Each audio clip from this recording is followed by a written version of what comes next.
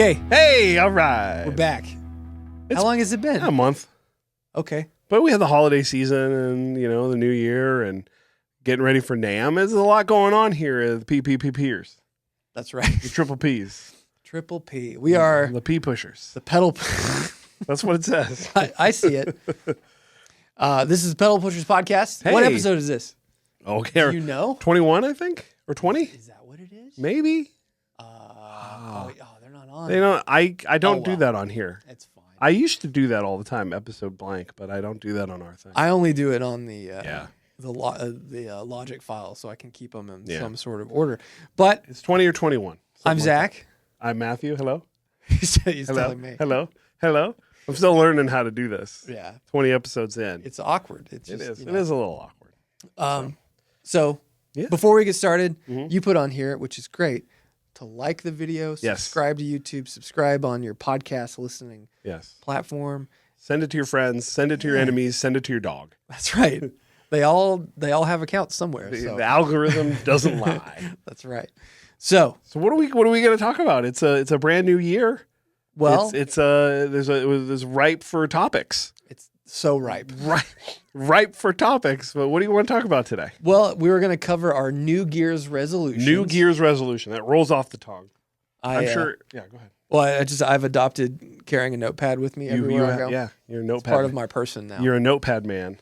That's your personality. It is. Nope. I mean, it Notepad was guy. before, but it is now too. Notepad guy. Uh, Yeah, but we want to talk about our New Gear's resolutions. It's a little kind of dopey to make resolutions, right? Because I think so. it's arbitrary. Time is you can improve your life at any time you want. Right. But it's a very human thing to do it based on the lunar cycle.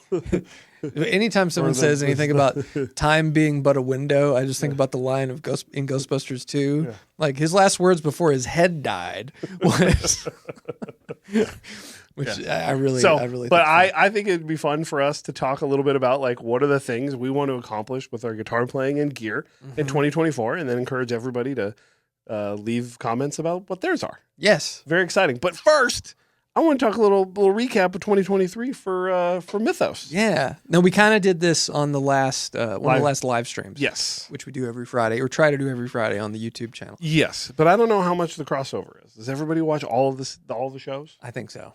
So we don't have to do this. We don't have to recap. No, let's do it. Okay. Well, we came out with 3 pedals last year. Yes. The luxury drive, the Fates, which I call the Fates, and the Mini Hephaestus, and we're happy with all of them. Can you believe it's just been a year? That's what we did last year. Can you believe that? Kind of, yeah. I mean, we were talking the other day about how long it's been since I left the garage, and it's been a wild couple years.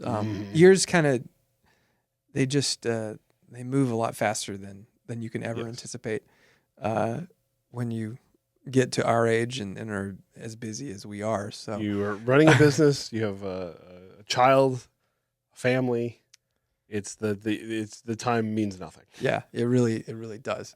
But It was a big year, good year. It was very exciting to have all that stuff come out. I mean, we're recording this on the 10th of January, 2024. Yes. Mm-hmm. So, it was exciting. I crossed a lot of things off the list that we wanted to do, not just from pedals, but also diving more into YouTube. And thank you all who's subscribed. It's been a big accomplishment, but also a lot of our goals to grow are really just aligned with YouTube and that direction. Yeah, we kind of have decided that that's the direction we want to go in because we want to control everything ourselves. Yes. And, when we try to grow the brand and grow awareness of Mythos and get our ideas and our philosophies and our products out there to the people, it's the best way to do it is just turn a microphone on and tell people. That's right. Yeah. And not wait on anyone else. It's just that doing easy, it. folks. It's just that easy. Well, we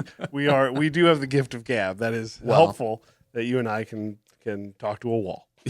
Yeah. My joke for those that don't know about why I used to do so many live streams and why I feel like I'm pretty natural on camera. Yes. I always said if I wasn't sitting here talking to you, I'd just be sitting here talking to myself. Yeah. So, and that's, I mean, all jokes are half truths. That is correct. And everybody knows that I will not shut up. So I think 2023 was great, and we're going to try to, 3 pedals last year. We're going for 5 or 6 this year, I think. I mean, we're going to try. We're going to see what happens. There's already at least 3 or 4 that are on the docket that we know we're going to finish up, that are in some state of completion. Yes. One of which is coming out. We'll talk about it at the end, but very soon. And probably the highlight of the next episode of this podcast. That's how soon. Probably. Yeah, I think we'll record one pre-NAMM. We could record one at NAMM. You want to do a NAMM pod? Maybe. Like a hotel room NAMM pod where I'm like covered in hotel breakfast. just I am the Continental. Powdered eggs and syrup and Fruit Loops. Well, where we're staying, they don't have any of that stuff. We're having a real place, right? Yeah, so it's they don't provide. We waited. We had some snafus with our booking, so we accidentally had to pay a lot for a nice place.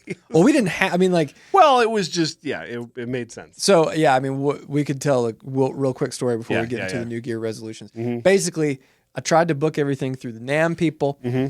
That we got NAMMed. Mm-hmm. That there was something that the lines got crossed where Jeff and Matthew's room was going to be a single bed. Which, I can make that happen. I mean, I'm down. I know, cheek to cheek. But those aren't pillows, right? Yeah. But I had emailed the people to say, hey, can we switch this room? Is there anything we could do? And in doing so, and then me being absent-minded because we're busy, some of the rooms went away. I got an email that said, hey, it's the last day to confirm. And because some of the rooms went away, we didn't have anywhere to stay the last night of the show. Yes. So, and some of the first nights of the show, there was only single bedrooms. So it was going to be a whole just nightmare.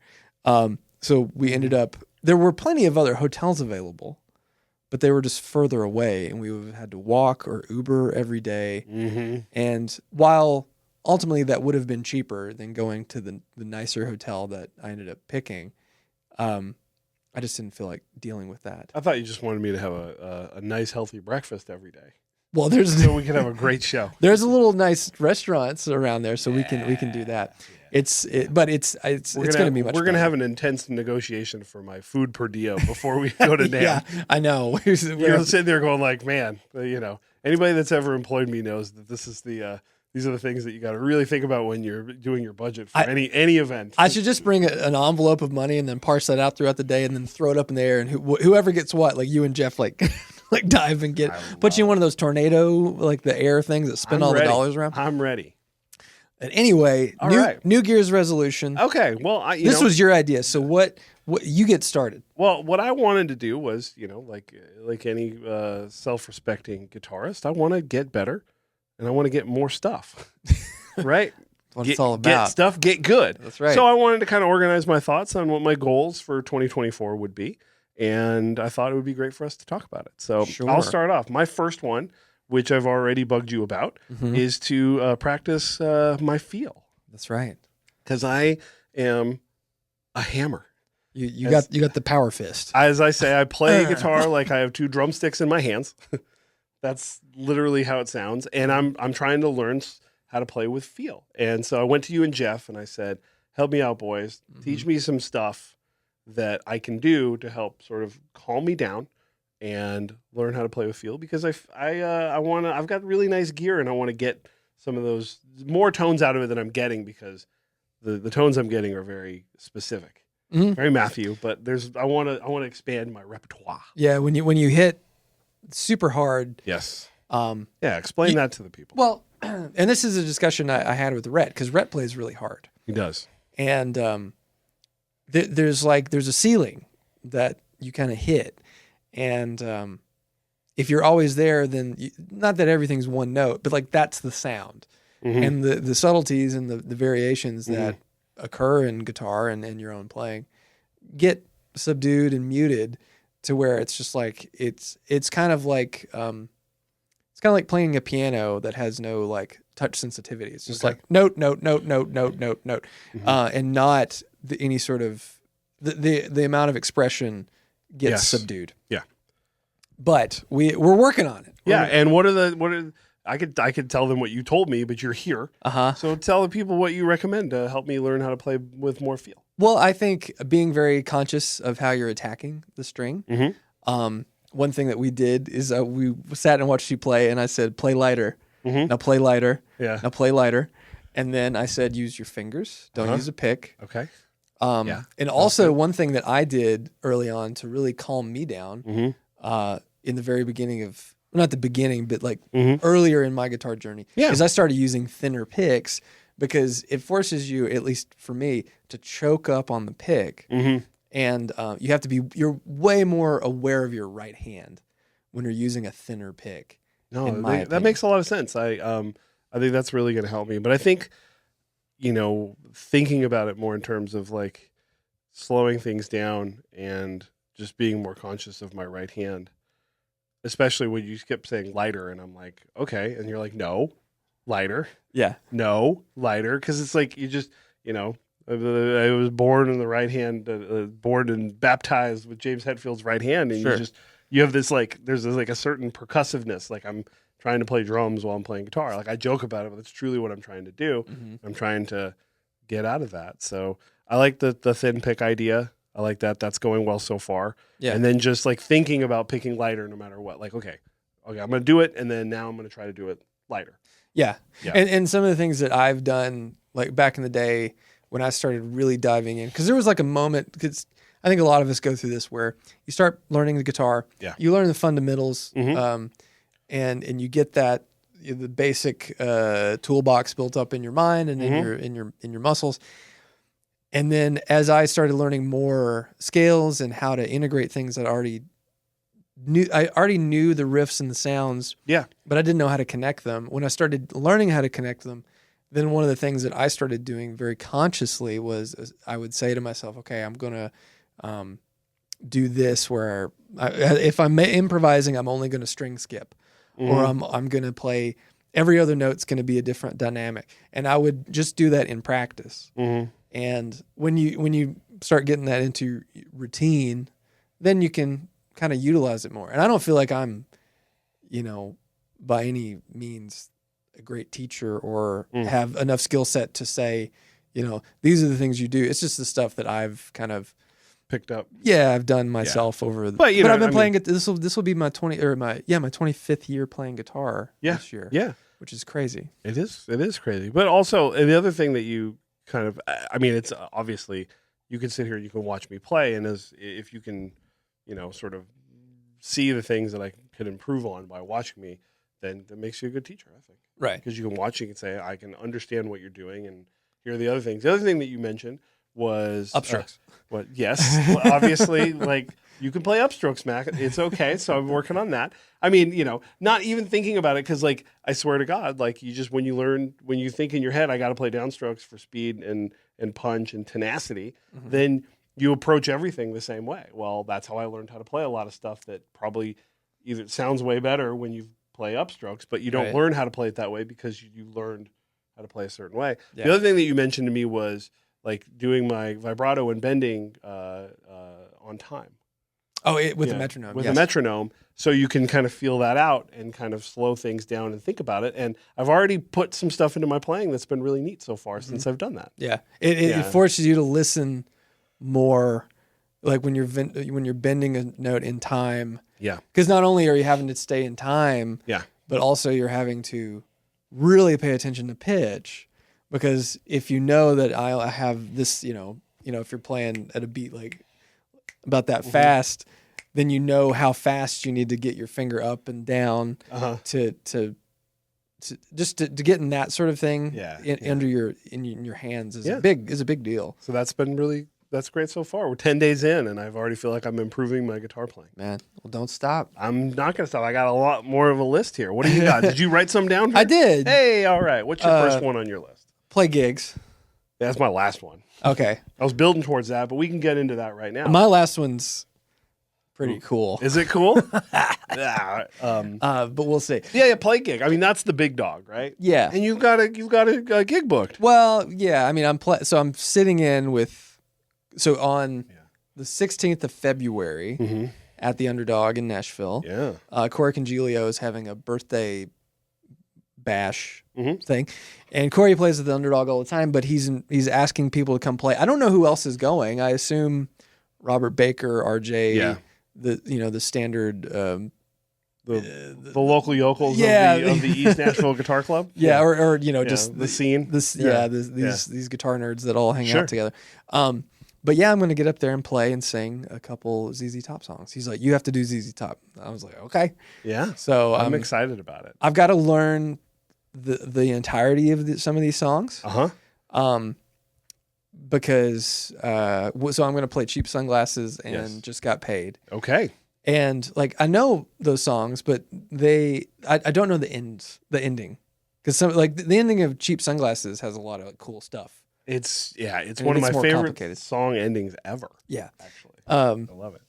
Are you guys going to trade off solos, or are you going to he's just going to support you and you're going to do the whole thing? Well, I asked him if I could rehearse because I haven't played a gig in 7 years, something like that.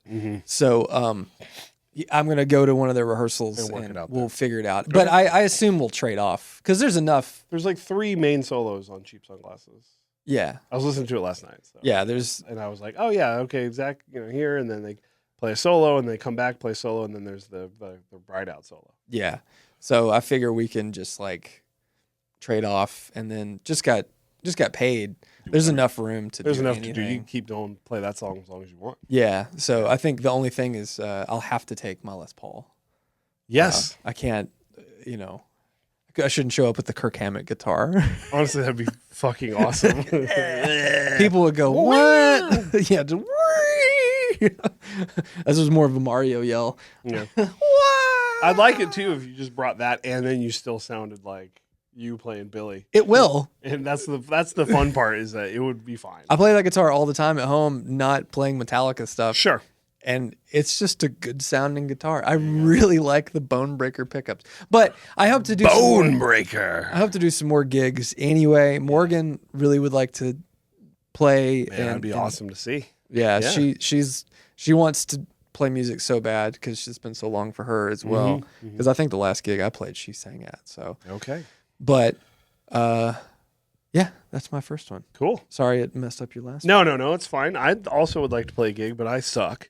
So it's going to be a little bit more work, but I got a whole year to figure it out. And I think I can get it done. I mean, I could play. As you said, every time I slag myself, you're like, we're not that far off, Matthew. Like you've got a good foundation. You just need to focus. Yeah. Which is what it is. It's practice with intent. Yeah. Which I haven't done in a while, right? I've just played. It's fun, but I haven't practiced with intent for a long time.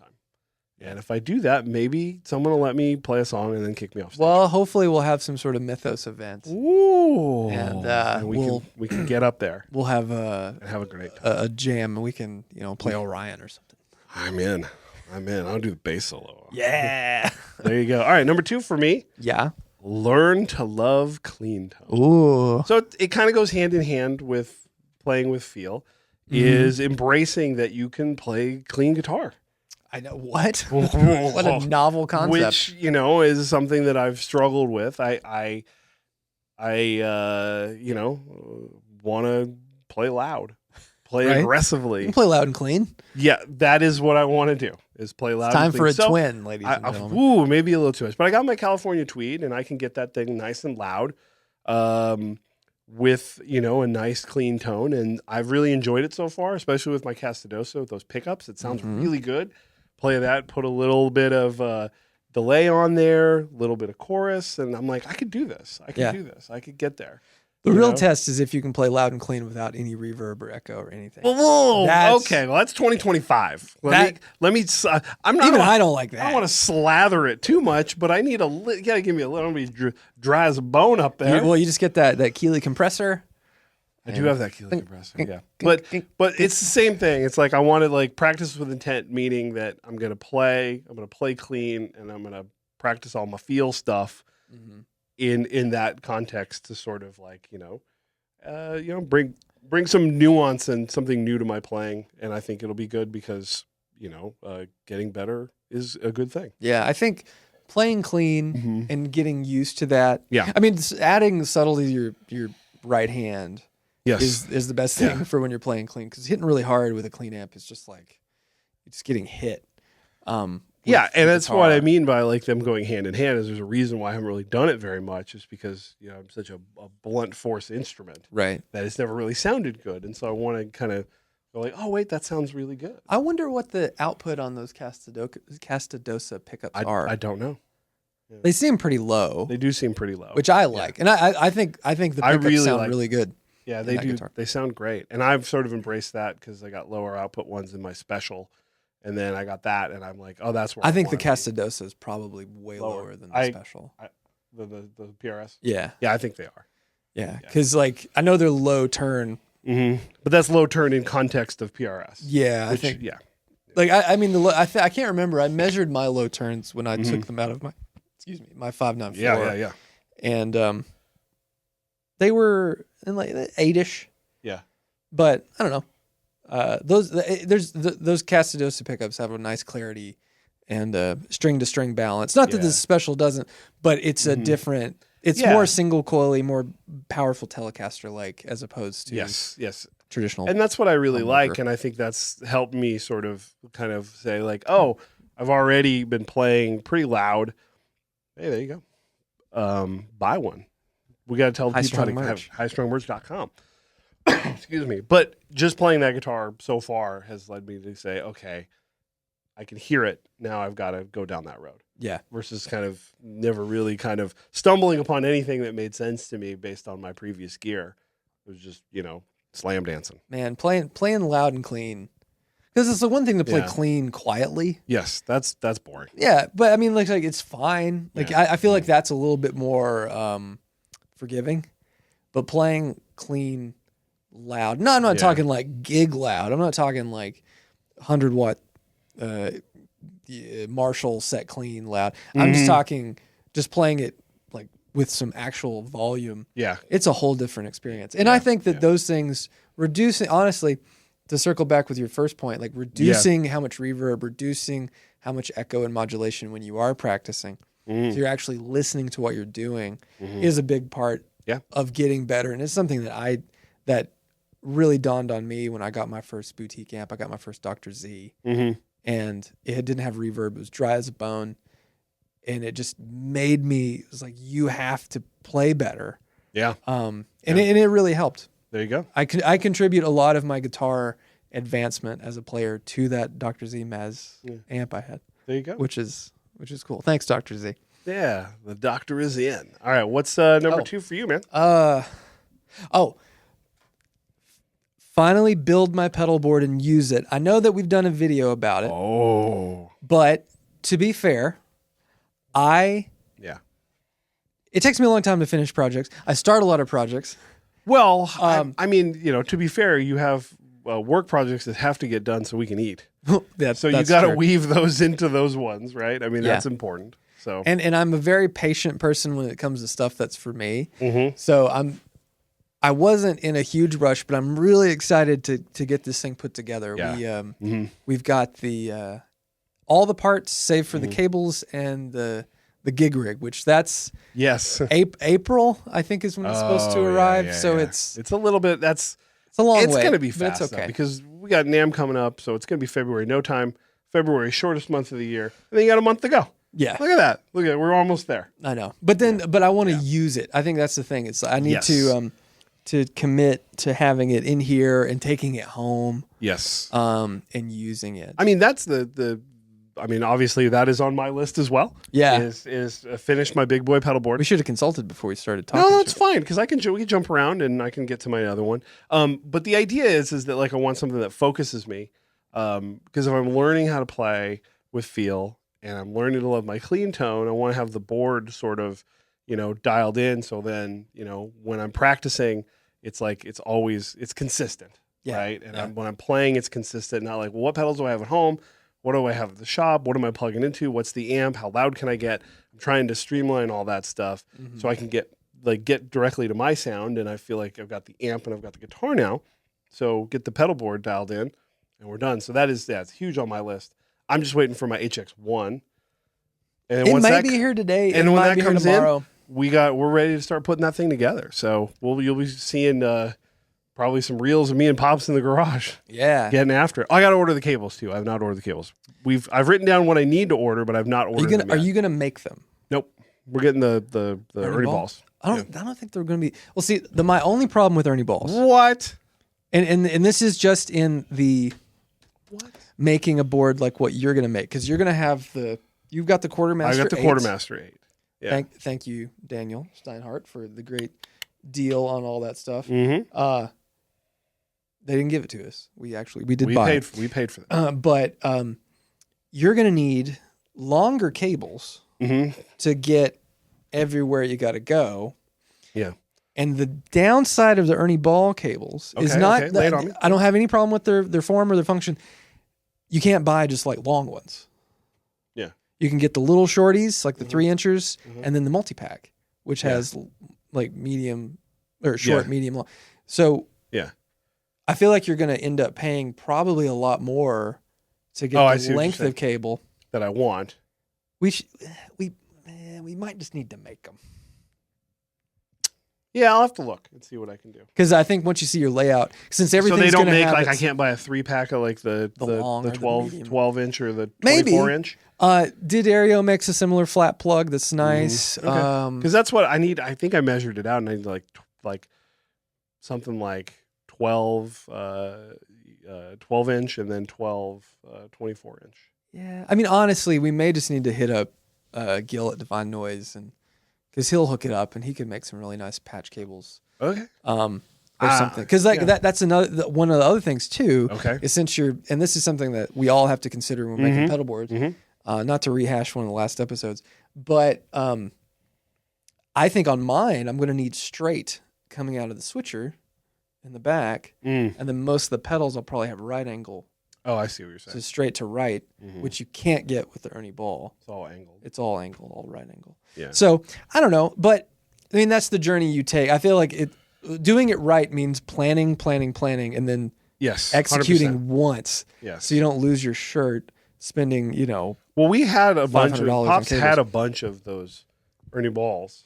Yeah. And so we had all the different lengths, and we kind of measured that out. So it might I think it just depends on if we can get the packs without ending up with a lot of extra cables. That's really what it is. We got to pull from your old Ernie Ball connects and get in touch with some of those guys and say, we do. Hey, yo, man, cables, strings, picks, straps. Can we have some, please? There's a big box. Just throw it all in there, and whatever fell on the floor. If a Kaizen falls in there, just I'll take the green one. I don't love the Kaizen. The Kaizen rules. Love the Kaizen. Yeah. All right, so that was my next one too. So we got that. So I guess I got to go with another one. Well, this will be your last one. We got through this already. Well, I mean, because I did the same things. Oh, right, and right. So I did that, and then all right. So here's one. I talked to you. Of course, you know about all this stuff already, but I would like to get a little bit more serious about acoustic guitar as well. So you can tell there's a theme here with Matthew. Yeah, is try not to squeeze the life out of your guitar playing. But I have a Taylor 327E, and I don't know if I like it or not. I think that's a dilemma that a lot of guitar players go through. Of they have something and go, I love this. This is great, and then years pass and you revisit something. You're like, I don't know.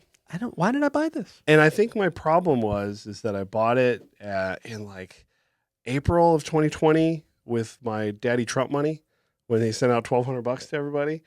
And I got a nice deal because I know some cats over at Taylor, and it was the pandemic-y all over. And so we were all at the house, and I don't know if I would have bought this like acoustic guitar if I would have went and played a bunch of them and said, okay, this is the one for me. I've never owned an acoustic guitar in my life. All right. That's your first acoustic. My first acoustic. My first acoustic. My first, because obviously, as you all know, my style of guitar playing, the acoustic never popped up. And I decided I finally wanted one, so I was going to be at home a lot. But I didn't go and like play a bunch of them. I said, that one looks good. I know somebody at Taylor. I'm going to buy it. And it's, everyone that's touched it says it sounds good. And I like, but I've never really played it a lot. And so one day I was sitting here, and now that I'm open to selling gear, which is a new thing for me, which is on a resolution from last year, which we accomplished. So gear black hole is the gear. Yeah. So imploded. now I'm sitting here going like, well, why do I have this if I never play it? And then it's like you said, do you even want an acoustic guitar? And I'm like, the concept of it sounds nice, right? Sure. You know, I can play, you know, whenever I play it, my wife, it's like, oh, that sounds really nice. She gets excited. Yeah. And the girls really like it when I play it. So I think I just need to go to a store and play them and see which ones I like. Yeah, we should go to Groons or something. Because like I love. And it's, again, not a knock on that guitar. I think it sounds good, but I don't know if that's what I want. But I couldn't tell you what I want. Sure, I want a Collings because they sound really nice. But yeah, acoustic guitar is one of those things that's like so personal. Yeah, and you never. I think more people are a bit more forgiving with acoustic guitar choices. Yeah, maybe not bluegrassers or flat pickers or guys that are super. It has to be very specific style. Has to be a D18, D28, etc. Sure. But I feel like the majority of people who might die on a hill for an electric guitar brand are a little bit more open to an acoustic thing. Yeah, man. And whatever happens, baby.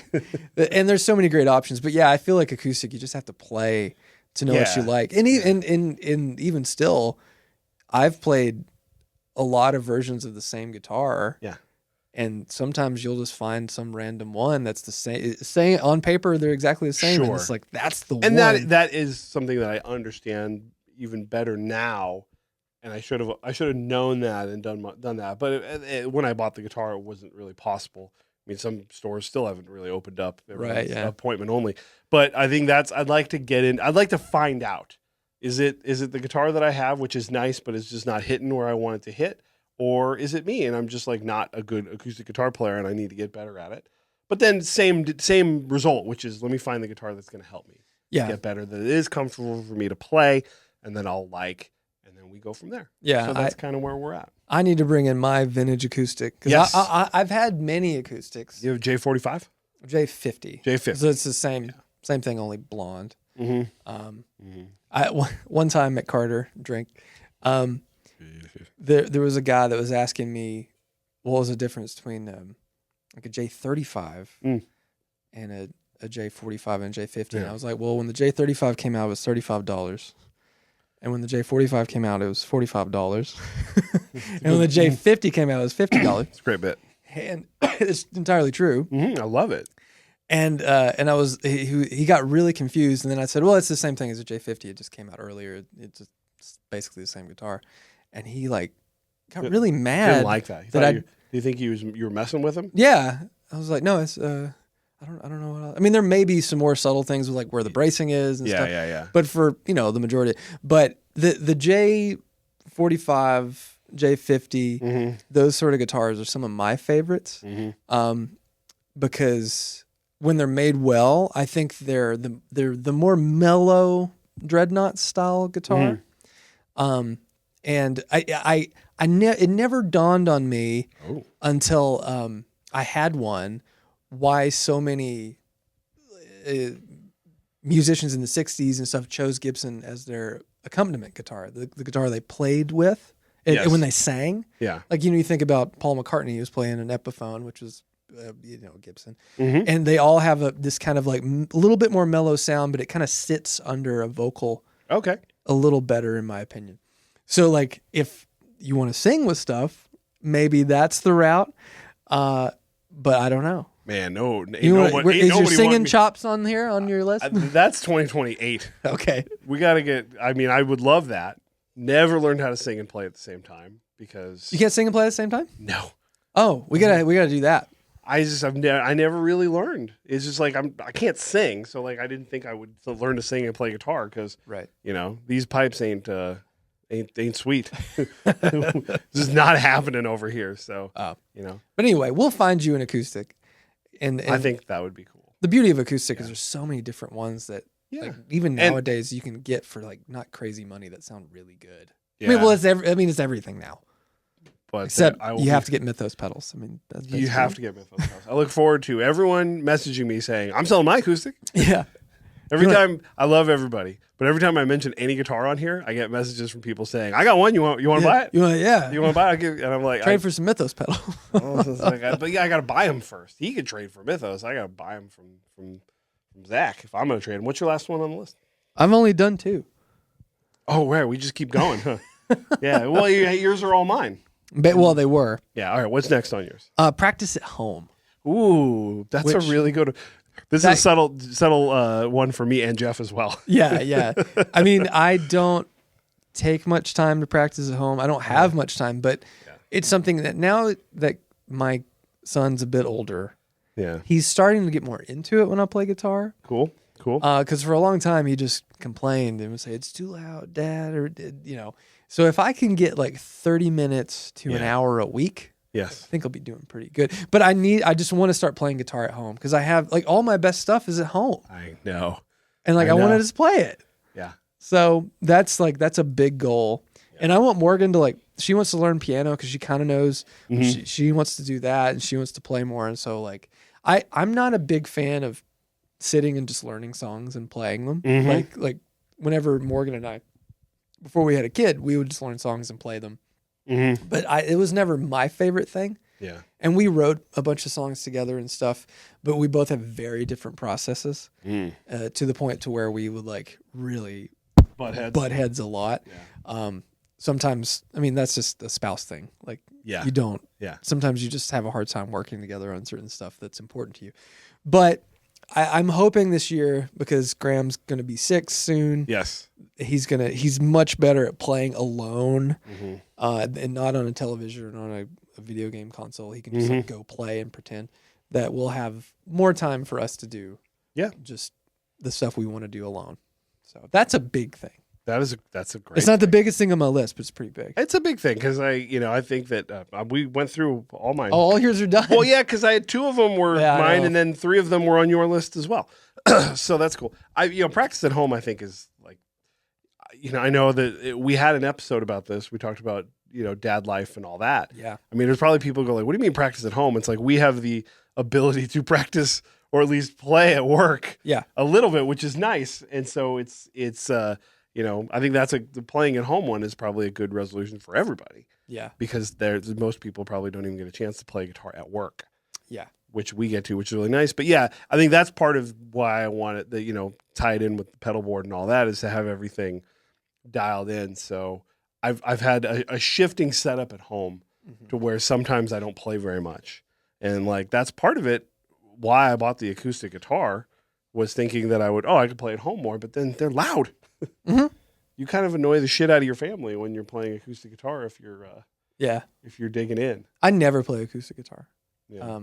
It stays hung up in the bedroom where it's humidified and Morgan plays it.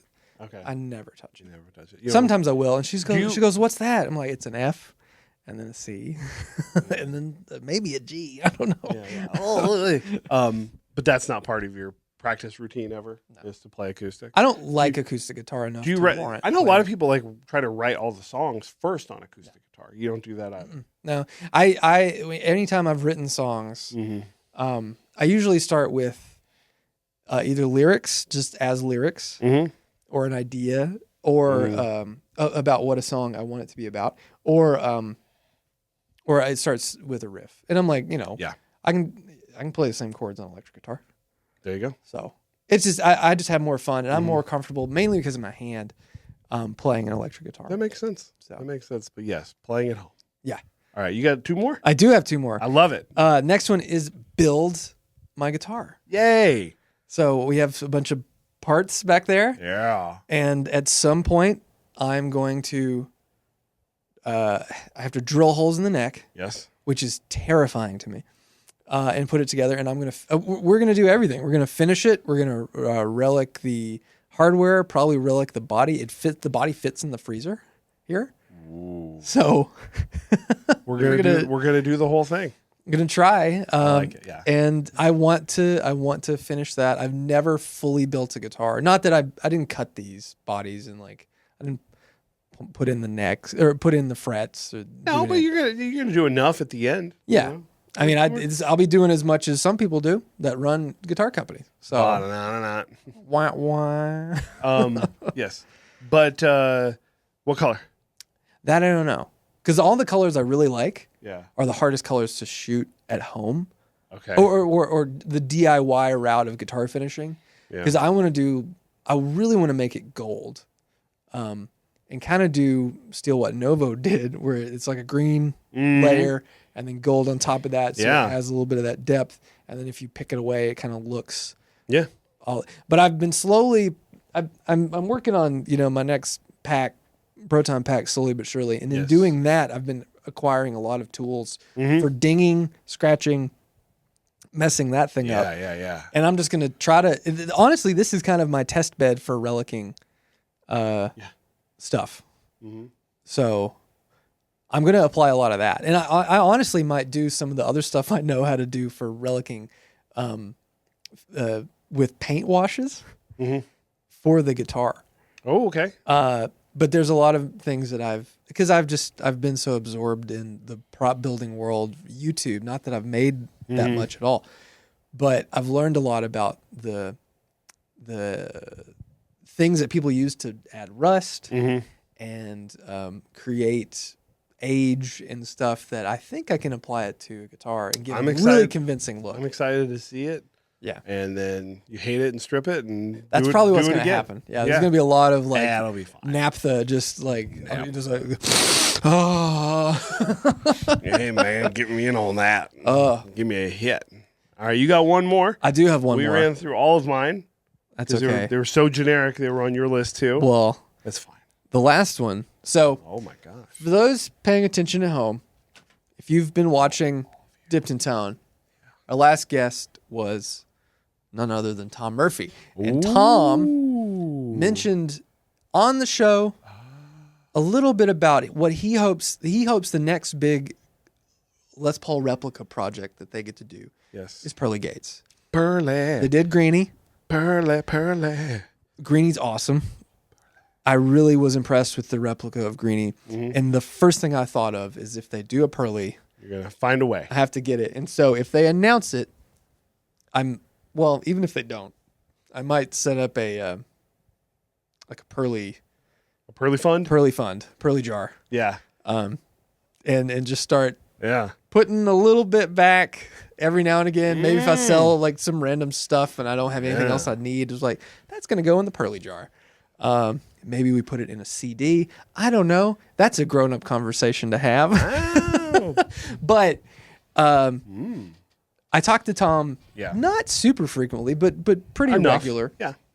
That I feel like once he's able to say anything, I feel like I'll know really quick. Yes. And if that happens, I'm going to bend every arm to get it, grease every palm. Yeah. And get down on my knees and beg my wife to allow me to buy this guitar. But maybe. I don't want to I'm not going to buy a $50,000 Brazilian board Pearly Gates replica. No. I thought that's what we were talking about. No, not $50,000. I'm not going to do that. You're talking about whatever the production one? Well, if they're going to do like an Indian rosewood or something. And I know a lot of that is like the $50,000 was meeting Kirk and a dinner and like all that stuff. And that's great. And that's cool. If you're into that, it's a lot of money, but I don't want to. It's an experience of a lifetime. Yeah. I've met Billy and I've talked to Billy. He texted me happy holidays. It was very weird. I don't want to pay extra money just to meet him again. Yes. You can just, if you just know where Guthrie Trap's going, you can just find Billy Gibbons in East Nashville. There you go. But yeah, every time I think about it, I think, I have to have that. There you go. Do you ever feel like that about stuff? I've got the new... not just guitar, but like anything. Yeah, my wife. Well, no, but not that. Like this, like material things. Like when they launch like a new thing in Destiny and you see like a collectible, like little statue or something, you're like, oh, I really want that. Of course. Yeah, like that sort of thing. That feeling. Yeah. My wife. I hope. You see something, you're like, I gotta have that. Gotta have it. No, what I was gonna say is that like I think this is a fun exercise for people to think about it. Like what would be the guitar? Like what's the replica guitar like I think we have talked about any this. guitar, I guess. I think we've talked about this on the show. Sure. I've got the new James Hetfield Messengers book. Mm-hmm. If they did a real 73 custom, Uncle Milty Iron Cross guitar, like not the ESP ones that they've done, but Gibson did one. Yeah. I would get very sweaty. Yeah. I would get what very year is sweaty. that guitar? 73. Could you just... The guys, see, the problem is a lot of people have bought up all the 73s and done this themselves. Okay. And you can buy them and they're out there, but there's like, it's a hard one to find now because of that reason. Yeah. I mean, obviously, doing the V, but the V is a Electra. Yeah. And so it's not like Gibson can really, kind of claim that one. But the Uncle Milty guitar would be really, really cool. Because it's also St. Anger era, and I stuck with my boys. So I feel like a kinship with them when he was playing that guitar a lot, because I stuck with my boy through all that. Mm-hmm. And he's got some sick bursts at the end of that book. Oh, I had no idea. Yes, he does. And some news came out right after the book was available for purchase. And like some articles went up with photos of his collections. Yeah. Mm-hmm. And I was like, holy shit. Yeah, he's no got way. He's got some really... 5? Yeah, he's got that. He's got 58 V and 58 Explorer. Yeah, he's got the matching Carina pair. He does have that. And wow. Yeah, I mean, since he doesn't play any of those guitars live, it's like he's played the Uncle Milty a lot, and so like that's why I would want that one. I think that would be a cool one to do. But every time I go like, "Oh, do you think Cesar's gonna get Jay?" No, it's not gonna happen. Nah, if you read the book, you'll kind of understand why. It's nothing against Cesar Gibson, but like there's just a certain attitude that James has about all this, and I think like he just hit it off with the homie from ESP like right away, and he's just like, we're good. After going to play some of the ESP stuff, because ESP and LTD was always like, you couldn't escape it. If you opened any guitar catalog or magazine, like you'd see it, and it's like, okay. And I was never drawn to the Eclipse model or any of that stuff. No. Always wanted the Kirk Hammett. But after we went and played them, played the two Kirk Hammets, the Japanese one, and then mine, and then we played the two snake bites. Yeah. The quality coming out of ESP Japan, this is awesome. It's a bit ludicrous how perfect those guitars are. Granted, they're really expensive, $7,000 guitars. Yeah, but you can get non-signature, just normal Japanese ESPs, not even E2s, which are some like Fred said something about E2s not quite as nice as a full fat ESP from Japan. Yeah. But even still, those guitars are just, if you have any interest in it, excuse me, and you find one for a steal and you kind of like it, just buy it, because it's going to be a well-made instrument. There you go. So there's a small part of me that one day wants to get another Kirk Hammett or something like that and put more of like an old school like pickup situation in. Oh yeah. So I have that playability and that stuff, but have it have it sound like what your sound. Kind of. I mean, as much as having a flowed rose on any guitar with PAF style humbuckers can sound. But I don't know. It'd be neat. Yeah. So. Yeah. There you go. Well, I realize I've won more. Oh, you do? Well, yeah, it's something I've talked about on the live streams and a little bit on the show. I need a Strat. Oh, yeah. And I've decided on my Strat. Well, it was kind of decided for me. It's thrust upon you. It was thrust upon me in a really great way, and we'll talk about it more when it happens. Yeah. But it's very cool. It is cool. It's a very cool thing. So that's off my list now. So we're good there. But it was going to be on my list, but took care of that already. Bam. So because I'm going to get that one, I really need to get my resolutions together. Yeah. Be a Strat player, I got to play clean, loud. I got to have some feel. It's good with a Strat. Yeah. Oh, well, yeah. It's good. I think clean with a Strat is good. There's a lot of nuances in there. Yeah, it's fine. Yeah. So it's not on the list, but Matthew. What? Well, I guess you already kind of covered it. What? You're not buying or selling anything, are you? Yeah, we're kind of. Well, I might sell the Acoustic. Yeah, that was on my list. Yeah, I mean, I think it's gonna go. I just, I mean, if it's gonna go, it's gonna go. It's gonna go. It's a very nice guitar, but I don't think it sounds like what I think I want my Acoustic to sound like. Yeah. What is that? I don't know. Okay, well, we'll figure it out. But this ain't it, because I'm playing. I'm like, nah. And I played some really nice Taylors. I worked at Dusty Strings in Seattle, great guitar store, and they carried Taylor. and they carried Collings, and we carried Martin, and every Collings was incredible. Yeah. And a lot of the Taylors were, especially the 700 and 800 series. Yeah. Which were really nice. And the Martins, when there was a good one, it was incredible.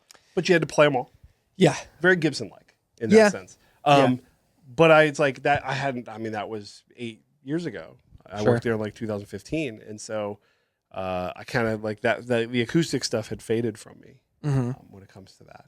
So I'm trying not to, I don't want to like sound like I'm slagging on Taylor, but there's a specific sound that they have. Yeah. They're great. Easy to play guitars. They're really, they do sound good. Yeah. I don't hate the plugged in sound, and a lot of people rag on it, but I think it's okay. So are you buying or selling anything? Well, I've bought a bunch of stuff. Oh my gosh. Let's go. You're locked and loaded. I'm hiding my face, dog. There it is. The Broadcast AP2. Good buddy, Ariel Posen. Yeah. I just bought it, and it's neat. It's interesting. It's different. I really need to dive in and kind of see like how to get the most out of it. Yeah. There's some internal trimmers that I think I need to play with. I think using it as like 2 boosts would be really cool. 2 boosts would be really cool. It does sound. It sounds good. I was expecting more of a driven thing, but I think that's just me. Not understanding what the circuit is, because it's like a preamp sort of thing. Yeah. And then I bought a Super Tube Screamer from Eastside Music, and more screamers. Oh, and then I bought that Jetter pedal. Oh. But I'm selling. You are selling a few things. We traded away Blueberry. R.I.P. Blueberry. For another Epiphone that we're gonna do some videos on. And Blueberry was awesome, but that guitar is you love good. That guitar. I love that guitar. Would you say it's special? I would say it's very special. And then selling the Blue Strat. And then selling my SE PRS Mira. The Mira's neck is just I can't hang with it. It's different. It's not bad. It's just I don't like it. I'm baffled, honestly. I don't understand why it feels that way. It's interesting. Like, I don't understand. I don't know, like who's that for? What is that shape like based on that people would be into? Is it like an SG thing? It kind of feels SG like, but just a very weird shape. It just doesn't have a lot of shoulder. No. And I wish it had a little more in that, like just the profile of the neck. But it sounds great, plays great. I got them both set up, so I'm gonna throw them up on the inner Googles. I'm gonna sell some pickups because we're gonna be just really diving in head first to all the modifications on the special there. Got most of the parts, don't have the pickups, and it doesn't need much. And technically, we just bought Chippy too. So we did. Chippy is ours forever. Yeah, or until I decide to. Until we make it a famous instrument that you sell for hundreds of dollars, a magnificent profit later on. I think I've exhausted that avenue. Chippy Sinclair, but Chippy's great. So we're gonna be shooting some videos about changing the plastics and whatnot. Chippy's a great guitar. But yeah, and then last thing on the list. Last thing. I know we don't want to specifically spill the beans on anything. But let's cryptically tease 2024 releases. We could build the Speens. Build the Speens. Is that what I said? No. You said spill the beans, and I mean, first thing I thought when you said that is build the Speens. Build the Speens. I think I saw them open for Band of Horses. Built to Spill. This is a bunch of BS on stage. Oh my God, Built to Spill rips live. No, Built to Spill, terrific band. Yeah, what do you want? Can we even? Like, I don't even know how to tease anything. Can you? There it is, right there. Can you slow down? Oh God. So we are this year. This year is going to be the year of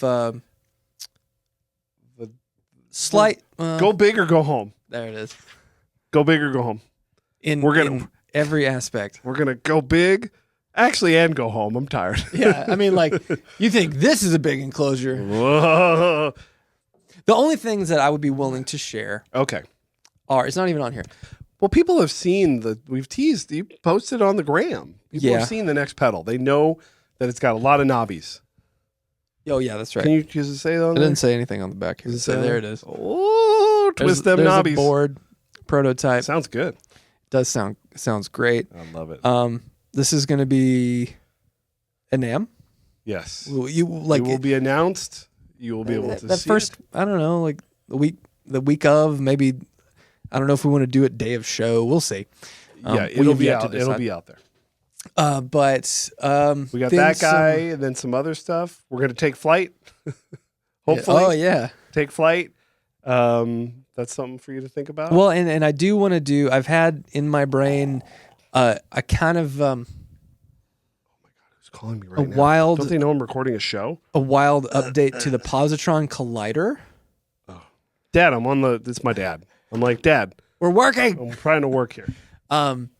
So that may be something that I try to do. Okay. We didn't. It's not on the list. I think it's fine. If it happens, it happens. If it doesn't, I didn't put it on there because I didn't want to stress you out. No, it's fine. He's at the Gibson garage. He's just sending me pictures. Dad. He's like, he just wants to show off all the cool stuff he's trying out today. We'll borrow something else and bring it. Yeah, thanks, Pops. But yeah, and then we might return to some old favorites. We might gussy them up a little bit. We might dress them up. We might do some things that you wouldn't expect. Do unspeakable things. Do unspeakable things. Pedals do that already unspeakable exist. circuits. Oh my gosh! But I think that's if you're paying attention at all. We're not subtle. No. And how about this? In the comments, what do you want from us? Yeah. What are you interested? What would you be excited about if we made our? If you've made it 57 minutes or so into then this. You love us. Hi, Mom. But yeah, like get some comments on there. I want to know, but I think the things we're going to deliver this year, are really going to be the things that people have continually asked for, and are going to compete against a lot of stuff that already exists in a way that is it's true to Mythos, but also very competitive from the price point and the whole thing. As the great Ric Flair says, to be the man, you got to beat the man. Woo! So we're jumping in. We're jumping in the fray. To beat the man, you got to be the man. To be the man, you got to beat the man. Oh, okay. Yeah. To beat a man, you got to beat a man. No, to be the man, you are the man. I get it. No, be the man, you got to beat the man. I get it. I like it. Yeah. Cream always rises to the top. Oh yeah. Oh yeah. Miss Elizabeth. All right. Elizabeth. All right. That's it. Thanks for listening. PP Pierce. Catch you on the next. Catch you on the flippy flip.